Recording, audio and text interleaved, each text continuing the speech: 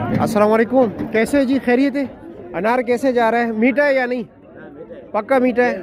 اور کیسا ہاں چلو جی توڑ دے ایک دانہ جی، بسم اللہ کرے، لے آئے کوئی بھی دانہ، چاقو لے آئے جی، بسم اللہ کرے۔ کلر ٹھیک ہے نا؟ ہاں وی آئی پی۔ وزن کتنا ہے اس کا؟ وزن 8 کلو؟